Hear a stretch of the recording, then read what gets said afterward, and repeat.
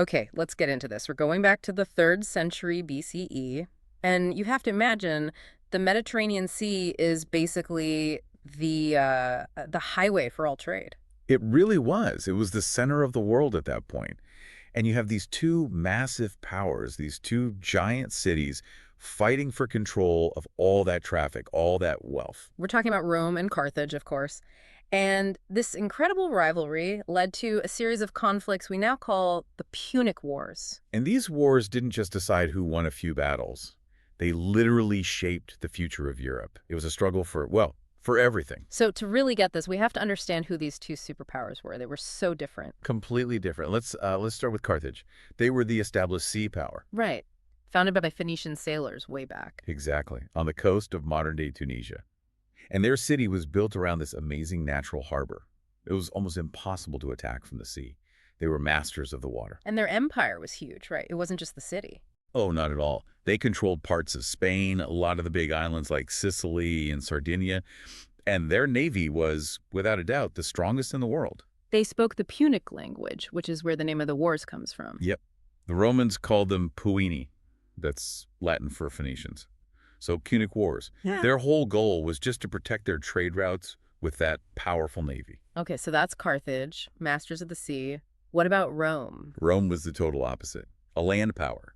They were ruled by the Senate. This is a group of, leaders who made all the big decisions. And their strength was the army, the famous Roman legions. Yes, a highly disciplined army made up of Roman citizens. That's a key point. These weren't paid mercenaries.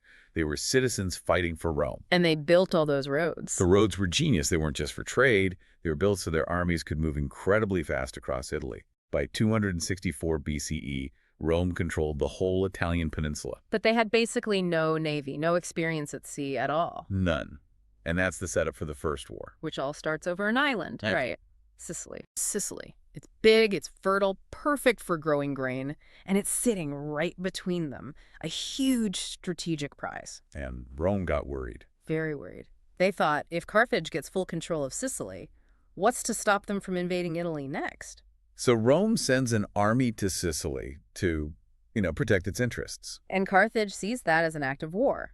And that's it. The First Punic War kicks off, and it lasts for 23 years. A problem for Rome, though, was that this was a sea war. A huge problem. They were completely outmatched. But what they did next is just, it's amazing. This is the ship story. It is. They found a wrecked Carthaginian warship, dragged it ashore, and just copied it. He reverse engineered it. Exactly. And they didn't just build one or two. They built a whole fleet, over 100 ships, super fast.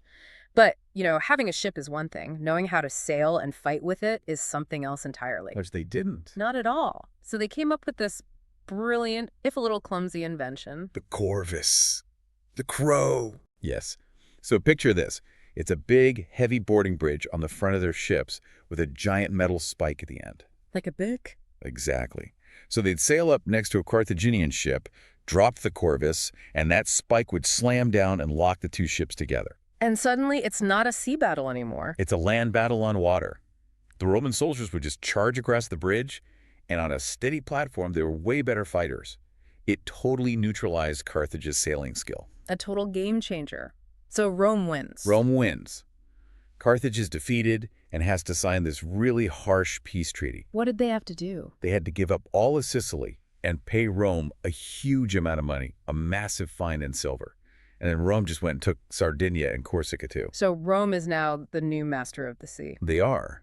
But Carthage is angry and they're broke. So they start looking for new sources of silver and soldiers. Which leads them to Spain. Right into Spain. And that expansion makes Rome really nervous. And it sets the stage for the big one, the Second Punic War. And for Hannibal. The legend himself. He was a Carthaginian general who, as the story goes, swore an oath when he was a boy to hate Rome forever. And he starts the war by attacking a Roman ally in Spain. He does. But he knows Rome is expecting a naval attack. So he decides to do something. Well, something impossible. He's not going to attack by sea. No. He decides to surprise them by invading Italy from the north. By land. Which means crossing the Alps. The mountains. The Alps. With a massive army. We're talking tens of thousands of soldiers, horses, and war elephants. War elephants across the Alps. It's one of the most incredible journeys in military history. I mean, it was a disaster in many ways. They faced freezing weather, ambushes from local And tribes, a lot of men and animals died. a huge number. But he made it. He suddenly appeared in northern Italy, and the Romans were in total shock. And for the next 15 years, he just marches up and down Italy, beating every army they send at him. He was a tactical genius. And this all leads to his masterpiece, the Battle of Cannae. Okay, so at Cannae, Rome gathers its biggest army ever, something like 80,000 soldiers. A gigantic force. They were determined to just crush him with pure numbers. So how did Hannibal, with a smaller army, win? He used this brilliant trap.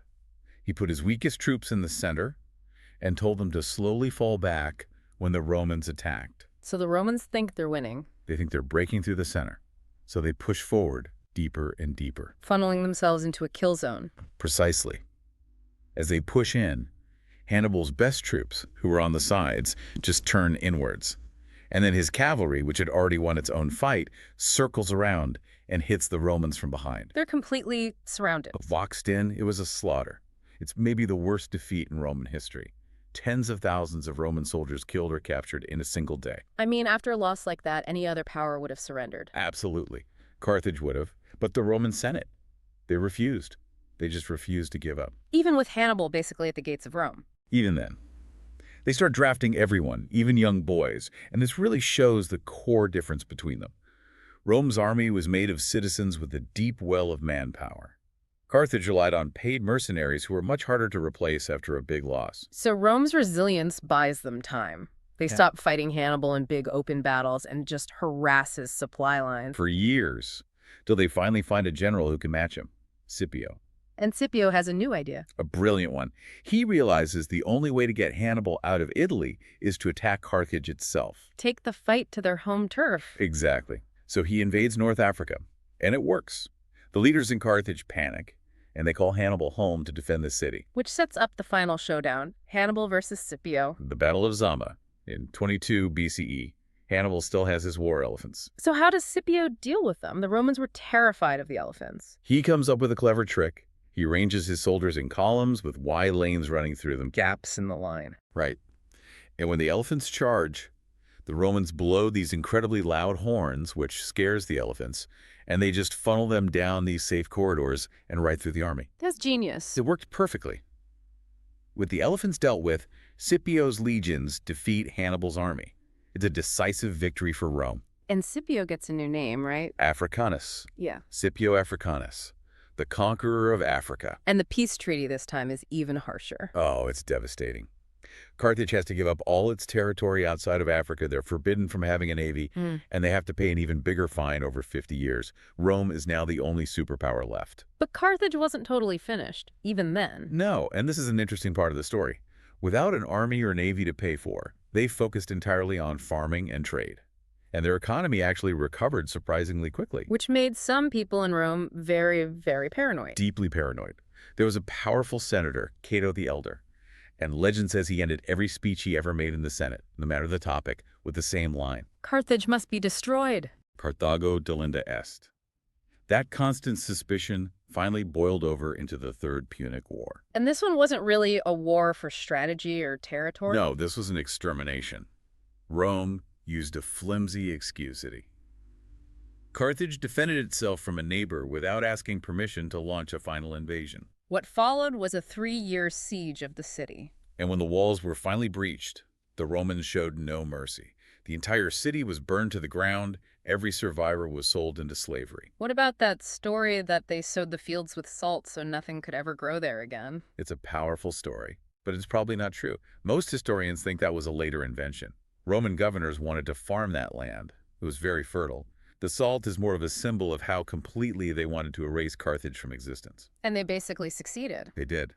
With Carthage gone, Rome had total control of the Mediterranean. They started calling it Mare Nostrum. Our sea. Our sea. These wars forced Rome to become a naval power, to perfect its army, and it proved that their citizen-soldier model could outlast any enemy. It really set them on the path to building that massive empire we all know. An incredible story of how a fight for control of the sea ended up creating one of the greatest empires in history. It really is. The genius of Hannibal on one side and the sheer stubborn resilience of Rome on the other. It changed everything. So here's something to think about. We see how Rome's structure allowed it to survive disasters that would have destroyed other powers. How much does that kind of deep societal resilience matter for nations today compared to just having, brilliant leaders or better technology? Something to think about. Good luck with your studies.